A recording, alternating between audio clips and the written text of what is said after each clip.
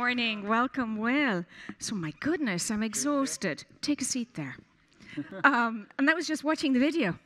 So I saw, yes. I hope you enjoyed it. Thank you for watching. Marvelous. So a little bit of background. The video gave us some great context. I suppose the question is, what have you been up to lately that's brave? Well, quite a bit. The thing when you're trying to do new things, the challenging thing always is, there are very few things that everyone just instantly believes will be a good idea. By definition, if it's original, it hasn't been proven yet. And so you have a small group of people that say that might be a good idea. Then you have lots of people to provide lots of compelling reasons why it won't work. And as you saw in the video just there, we're about to move into the fitness space. We're launching 3 gyms at the start of next year. We believe there's a big opportunity for studio-based fitness, particularly outside of markets not like New York and LA. If I'm right, everyone will say, wow, that was brilliant, genius, well done. And there's a high probability I might be wrong, and everyone will say, I told you so, here are all the reasons it was going to fail. And I think that says something about human nature, and that's scary. That just is. No one really likes being judged. So we shall see. I mean, I feel good about it. We wouldn't be doing it otherwise. But at Tough Mudder, we aspire to be a global tribe. We're trying to build a community. We don't pretend we're curing cancer, but we do believe we're making a positive difference in the world.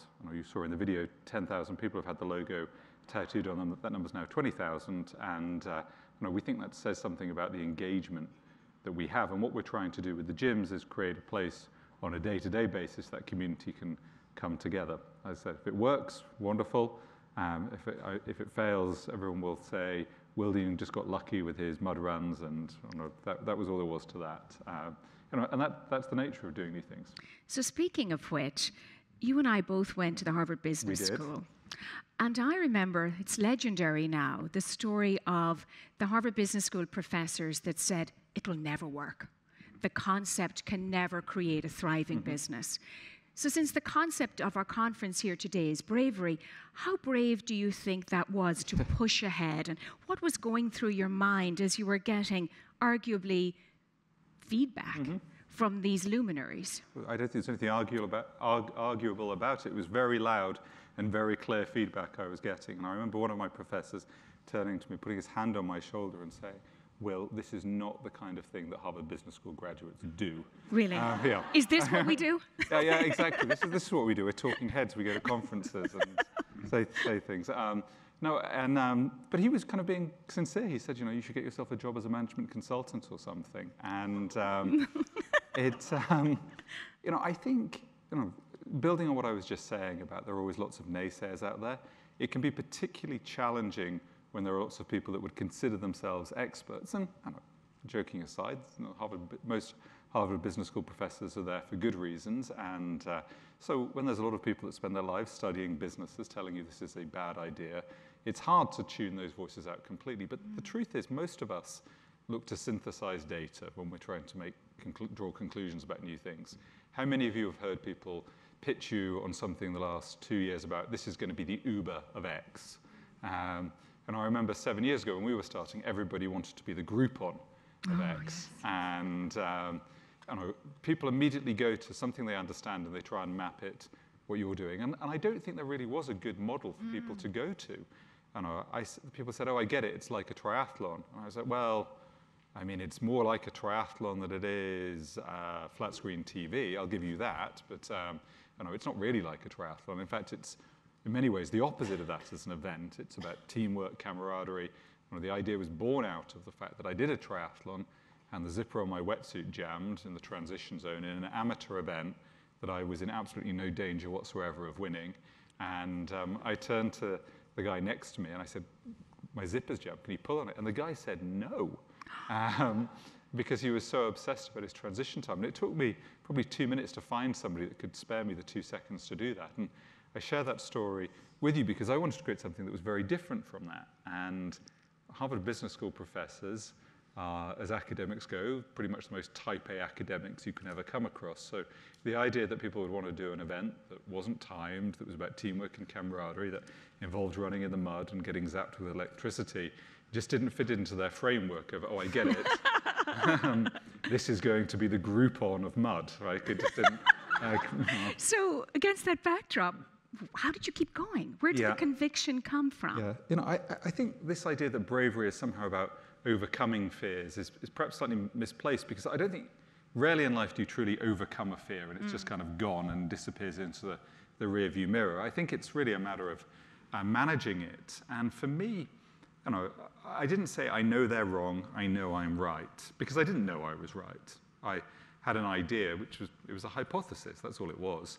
And I said, the only real way to prove this is to put on an event and see whether someone shows up or not. That's really the only data that really will convince anyone, myself included, of this. And I think, I really started by saying, well, what if I'm wrong? What are the consequences? At the time I was 28, I wasn't married, I didn't have a mortgage, I didn't have any dependents.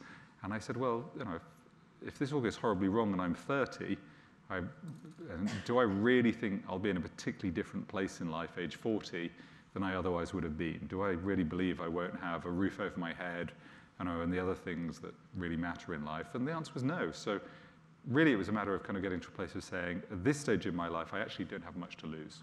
Now you've just come out with a book. I have, yes. Now is your chance to promo it. Thank you, yes, thank you. Thank you, if you didn't get that cue. It's marketing society, thank you. We Clever. all understand. I see what you did there, very good. I have a book that's just come out called It Takes a Tribe.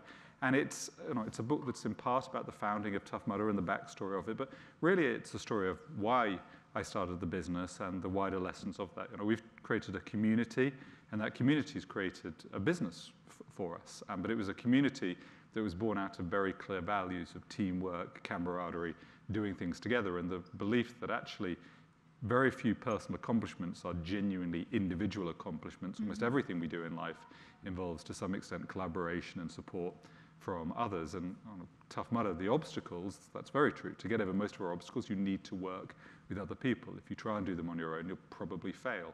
And that's a value that's very important to me. I think it's something that's always been important for me in my life. And I think there are wider lessons in there for anybody that is thinking about starting a company or thinking about what it means to grow a community, and being authentic and standing for something, which by definition means you're not all things to all people, and getting comfortable with that, which I think can be very challenging for a lot of people. So, Will, for those of us who are not in the frame of setting a company, are there applicable lessons within our own environments today? No, absolutely. I think one of the things I'm always pushing our team on, and I think for many of you in the audience here, will be coming from a marketing background, or communications background, I say that the most important thing is that we're authentic. And internally, I say that Tough Mudder is not the Marriott Hotel. We do not guarantee an enjoyable time for all at our events. There are clearly people that love what we do, and there are people that look at that and say, that is my definition of hell. And getting comfortable with that, getting comfortable with what you stand for. Our main events, and we have several different types of events, but our main events are about teamwork and camaraderie, working together. They're not timed, there aren't medals at the end of it. That's the bulk of our events. And I have people say, what is wrong with you? You're part of this awful generation of people that want to give everyone a medal, everyone's a winner, we don't let you're stopping our children stand up and be counted, and we can't all be good at everything. And then people make the very astute observation that is un-American, and I am clearly un-American. But by standing for something and being about something, it's hard to be all things to people. And we've always tried to be witty, irreverent, not take ourselves too seriously. Now, we never try and go out there and be offensive. We never try and do something just for the sake of capturing people's attention in a gimmicky kind of a way. But we do stand for some things, and sometimes people disagree with us. And I think in this current environment, it's very easy to say, if someone disagrees with me, I must apologize. And it's a good question to ask yourself, should I apologize? But often the answer is no, I'm standing up for what I believe in. There's no reason to apologize for that. So I'd now like to open for questions, please. Raise your hands. We have mic runners on either side of the room. Introduce yourselves. And in order to keep this running swiftly, I'm going to ask you to ask your questions in the form of a tweet, which means 140 characters or fewer. So while you think about your questions, and I give you that brave challenge, and I'm already identifying someone I'm going to pick on and cold call in the room, I'll ask another. Oh, marvelous. Do please. So kindly wait for the mic. Reminders, #BraveLeaders. 140 characters, sir. Are you counting? Absolutely. Does that count, my 140 characters? I'm Ashley, founder of a few companies we met earlier. Nice to meet you. I've done a Tough Mudder. It was great. 140 characters. I'm going to be strict. So you're opening gyms. How are you taking that team building experience into the gym, which is typically a personal experience? Yes. So what does it mean to create a team experience in a gym? Well, for us, it's about community. It's one thing to come and do an event on a Saturday afternoon and all say the Tough Mudder pledge on the start line and drink a beer at the end of it. Clearly, when someone's going to the gym on a Tuesday morning, that's not necessarily what they're looking to do on a busy day on their way into work. But what we did see, and we built a prototype gym in our offices in Brooklyn in secret. We ran it for almost 2 years. We ran 700 classes in that space. We tested it on almost every conceivable demographic and body shape and athletic ability. And what we learned, there were really 3 big things we learned in terms of what makes a successful workout. The first one is that when you do things as part of a group, you're more likely to stick with them. There's a social commitment element to it. And by making it somewhat interactive when you're in there, people feel that sense of bond. And at the events, that can be quite as simple as putting a hand out and helping someone up. At the gym, you have 6 workstations. If you have someone do a high five when they finished one particular workstation before they move to the next one, it has a material impact on how much they enjoy the workout and their willingness to come back. Something as small as that, in the morning can make a big difference.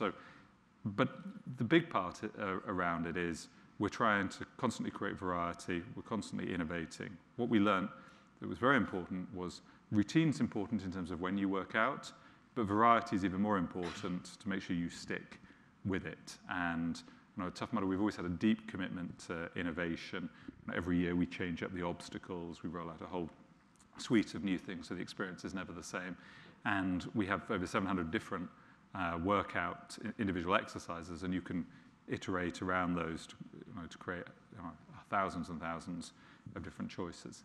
And then the third part is we're trying to bring people to the events. If you train with a goal in mind, like doing a Tough Mudder, you're more likely to achieve your wider fitness goals. So each gym will bring teams out to the event. And so the idea is you create a social element by the fact we're all working towards doing this thing together. And each gym has a bus that takes people out to the event. They make their own T-shirts. They go for a meal in the evening afterwards. So it kind of creates a fun social experience around that. It isn't a gym full of ice and electricity and fire. That's not what it is. Yes, the young lady here. Introduce yourself and a 140-character question. Hi, Adrienne Matt, content strategy consultant.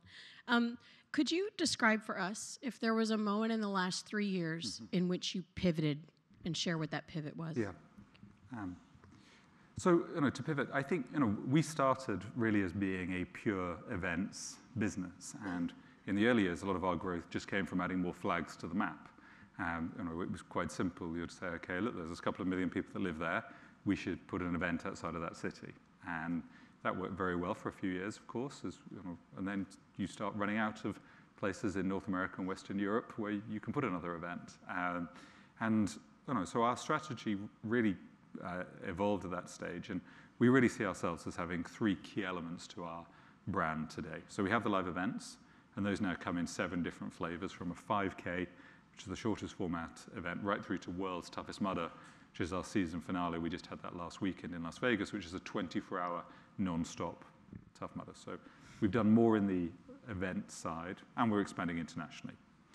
But the big 2 things that we've done, first of all, there's been a very big push in the last 2 or 3 years into content development, and not just on the race side of the elite events, but on the storytelling behind it. And one of the things I'm most proud of at Tough Mudder are the people that write to us after the events and tell us how Tough Mudder changed their life. We've had more than one person write to us and say, I was getting bullied at work, and I went in to the office on a Monday morning with my orange headband on, which is what we give out when you finish the event, and I walked up to my boss and I said, yeah, I'm a Tough Mudder, you don't get to speak to me like that anymore. And I'm really proud of that. Every weekend generates these stories, some incredible stories. And so with our partners, CBS, we're focused more on the race side of things, but we're also producing a lot of content around the inspirational stories. So we have another partnership with CW here in the Sky Sports in the UK, which is much more about the storytelling side of it, a partnership with Facebook Watch and with Amazon as well, which is much more about the inspirational content. We had our first adaptive athlete take part in World's Toughest Mudder this weekend. So the winners of World's Toughest Mudder go about 100 miles in 24 hours through all the mud and the obstacles. And this was the first adaptive athlete to do it with the aim of getting to 25 miles, which for most able-bodied people is a remarkable achievement, frankly, because that's not just a normal marathon. It's all the mud and all the other stuff that comes with it. And he hit that, and his backstory of how he trained, how he prepared for the event is something I encourage you all to check out, because it's one of the most humbling and inspiring things you'll ever see. So that's, sorry, and then last up we have the gyms, which there's the three parts of it. Paul Spriggs from System 1 Agency. Just wanted to know how you managed the cash side or profitability of the business. Yeah. Often with a new model or what have you, it can really hobble your ability to achieve the vision a bit early, just the fundamentals of that. How did you manage that side? Yeah, so I think there's probably two things I'd say. So the first one is we are very fortunate that people buy the ticket before we have to put on the event. And from a deferred revenue, that certainly helped us from a cash flow perspective, particularly in the early days. And we didn't have to invest huge sums. We had a pretty simple website, and we rented a field, a small ski hill near Allentown, Pennsylvania. So there wasn't a lot of upfront setup costs. And the big thing I would say about being brave is I think a lot of people that with hindsight are seeing, and I include myself in this as being very brave, visionary people, they actually get there by a set of quite balanced incremental steps. Yeah. So I'm sure many of you will be familiar with books like The Lean Startup and how do you test things cheaply and easily. Well, most business models only ever hang on a couple of assumptions. There's only really ever 2 or 3 things, even in the most complicated businesses, that it really boils down to. And if you can find ways to test those cheaply and get to a stage where there's not zero risk, but there's less risk, and you yourself feel more confident, I think that's an important part. So, with our first event, I didn't necessarily think it was going to be an A+ event from execution. My primary concern was just understanding, will people pay to do an untimed mud run event, and can I acquire those customers cheaply enough?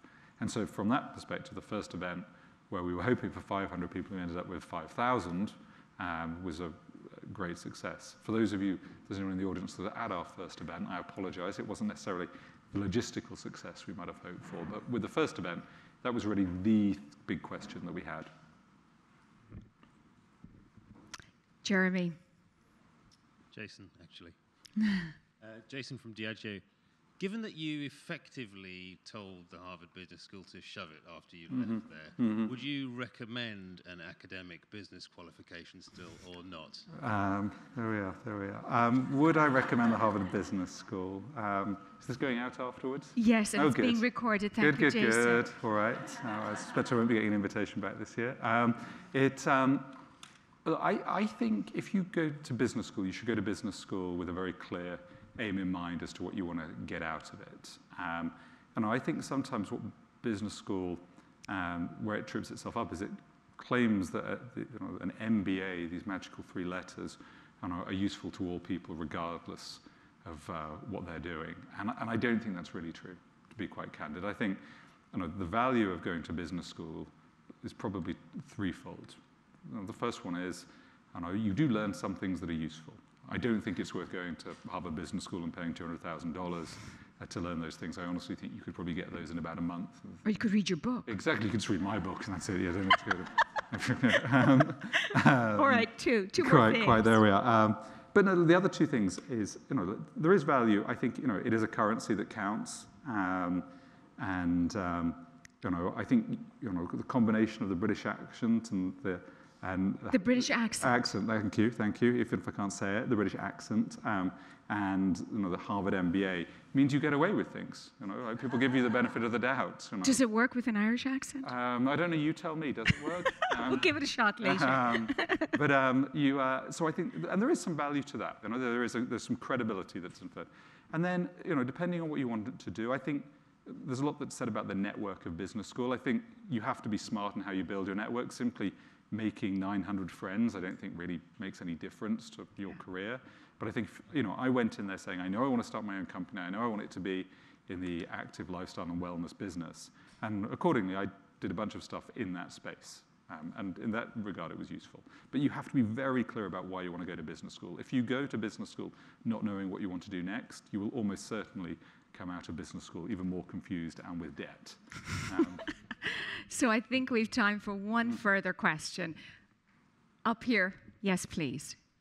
Try to keep it to 140 characters. Hi, good morning, Will. Christian Turner from HSBC. So you mentioned content development, but how are you embracing new technologies? So is there kind of plans for a VR experience, or what are you thinking about next? Yeah.